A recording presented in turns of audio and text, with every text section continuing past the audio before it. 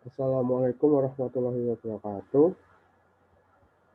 Di sini kami dari kelompok 73 ingin mempresentasikan hasil diskusi kami mengenai proses praktikum pemrograman komputer 2021.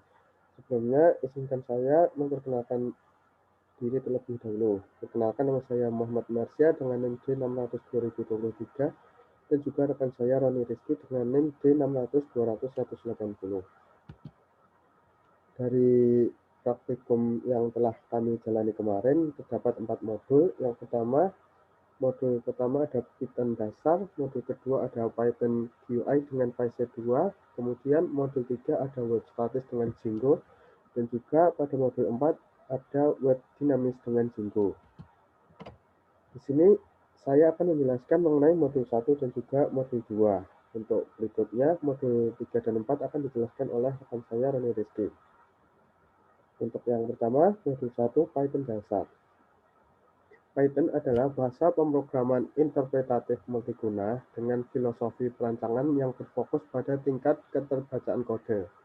Python diklaim sebagai bahasa yang menghubungkan capabilities, kemampuan dengan sintaksis kode yang sangat jelas, dilengkapi fungsionalis pustaka standar yang besar, serta komprehensif. Python juga mendukung multi-paradigma pemrograman. Tujuan dari praktikum modul 1 diantaranya ada mampu mengenali bahasa pemrograman Python serta sejarah berkembangnya, mampu memahami kelebihan dan kekurangan bahasa pemrograman Python, mampu memahami konsep dan struktur bahasa pemrograman Python, mampu menerjemahkan algoritma dan flowchart menjadi aplikasi menggunakan Python, dan juga mampu membuat program aplikasi sederhana untuk menyelesaikan permasalahan dalam perkuliahan.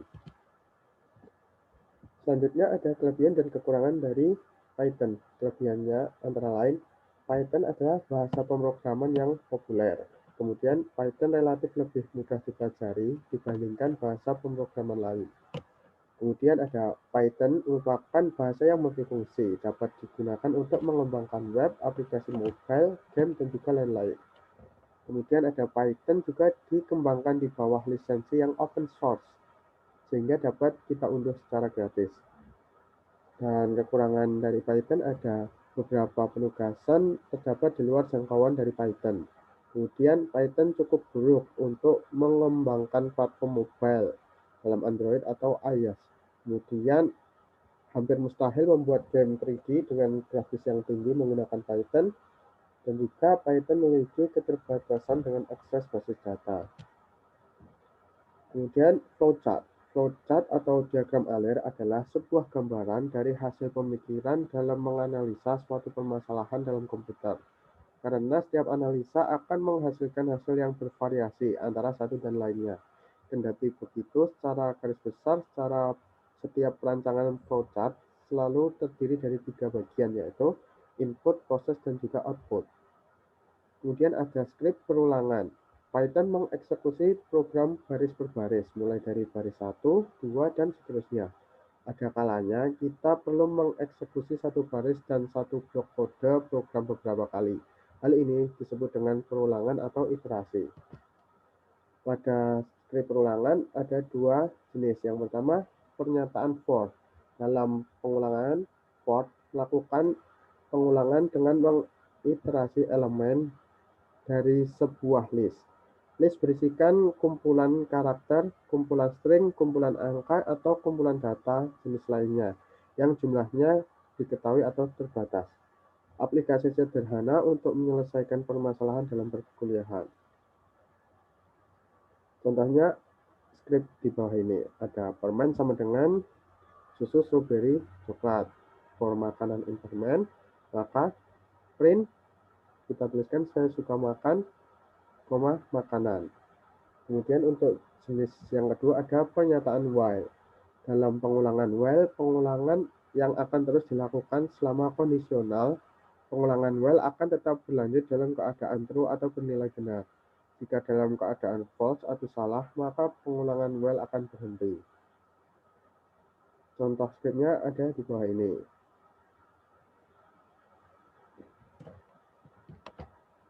Kemudian yang berikutnya skrip pengandaian. Yang pertama, pernyataan if. Pengambilan keputusan dalam kondisi if digunakan pada saat menjalankan program yang berfungsi dalam mengeksekusi kode jika kondisi bernilai true. Kemudian jenis yang kedua ada pernyataan if else. Pengambilan keputusan dalam kondisi if else digunakan di mana jika pernyataan benar atau true, maka perintah dalam if akan dieksekusi. Akan tetapi jika pernyataan salah atau false, maka program akan mengeksekusi program di dalam else. Kemudian ada pernyataan if elif.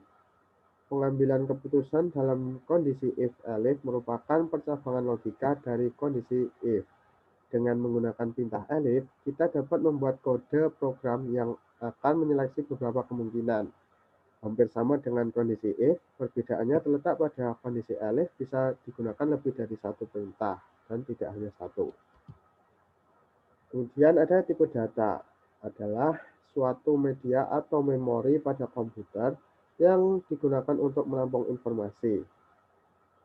Contoh tipe data yang telah kami gunakan pada modul 1 kemarin ada integer, yang merupakan suatu tipe bilangan bulat atau bilangan yang tidak memiliki nilai di belakang koma. Contoh scriptnya seperti ini. Dan juga jenis yang kedua ada float. Tipe data float ini dapat dikatakan sebagai bilangan real dalam matematika. Biasanya digunakan dalam bilangan berkoma. Dan selanjutnya ada operator.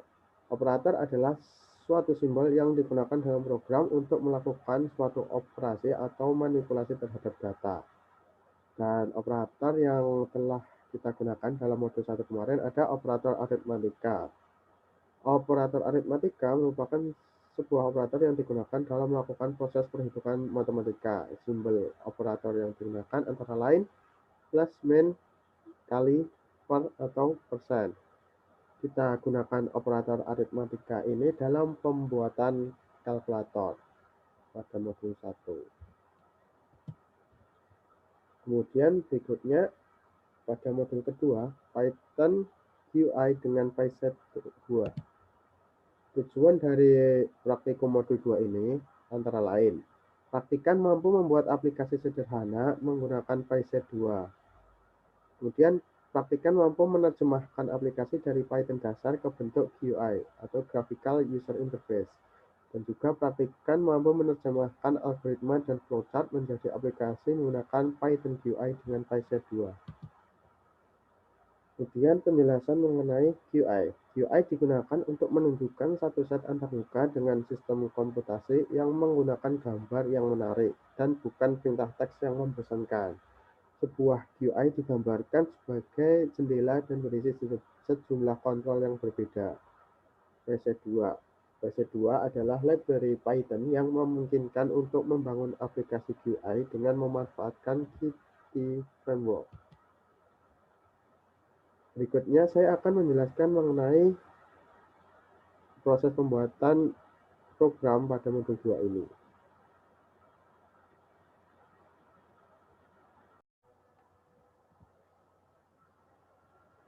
Oke, berikut ini merupakan tampilan dari program yang telah kami buat pada modul 2 ini.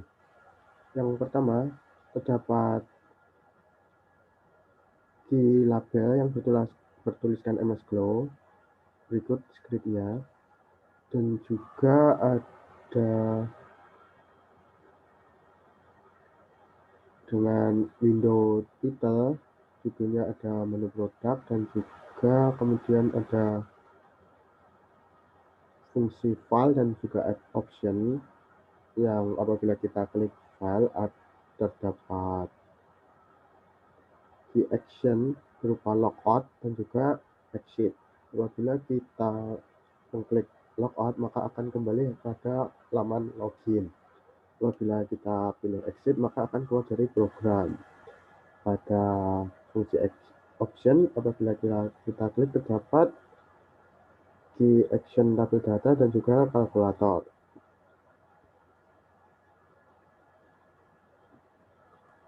Itu contohnya pada kalkulator keuntungan. Berikut ini hasil runnya dan scriptnya.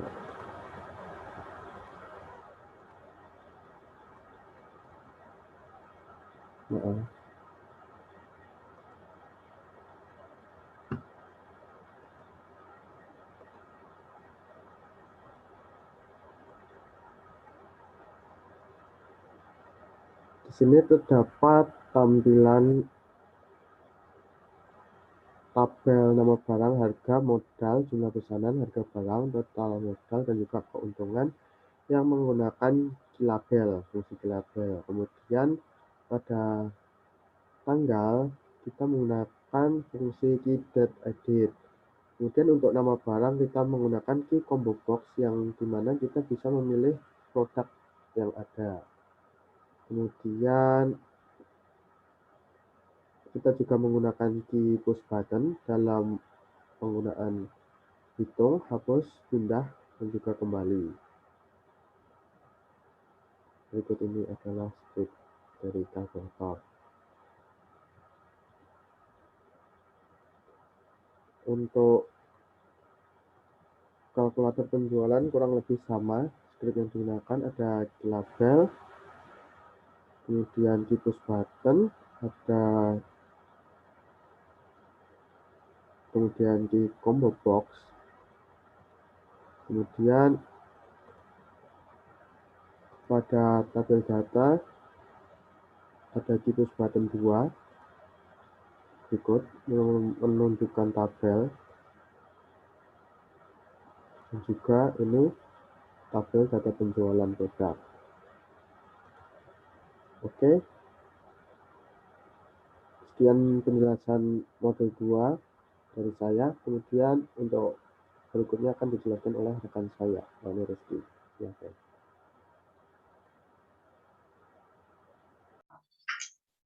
Oke, di sini saya ingin melanjutkan yaitu modul 3, yaitu status dengan Django.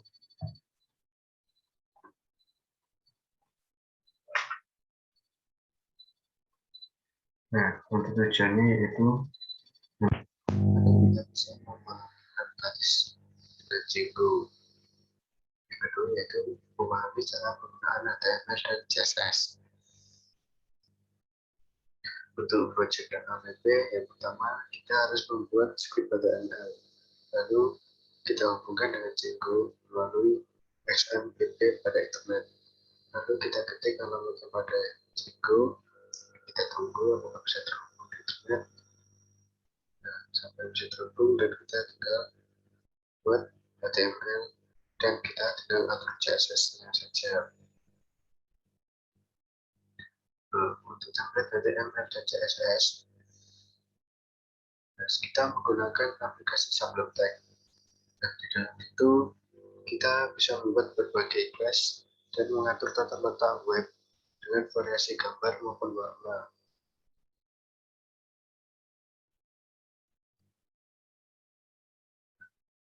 Untuk script HTML dan CSS, script HTML di sini berfungsi sebagai media menunjukkan kata dan gambar, sehingga di script HTML ini akan berisi banyak sekali kelas-kelas mengenai websitenya.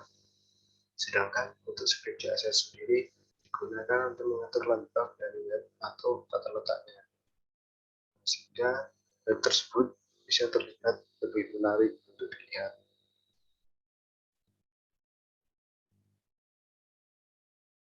Yang kedua yaitu modul 4, web dinamis dengan Django.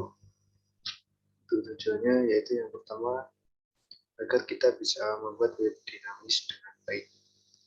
Yang kedua, mengetahui cara menggunakan database. Ketiga, mengetahui cara group atau create, read, update, dan delete.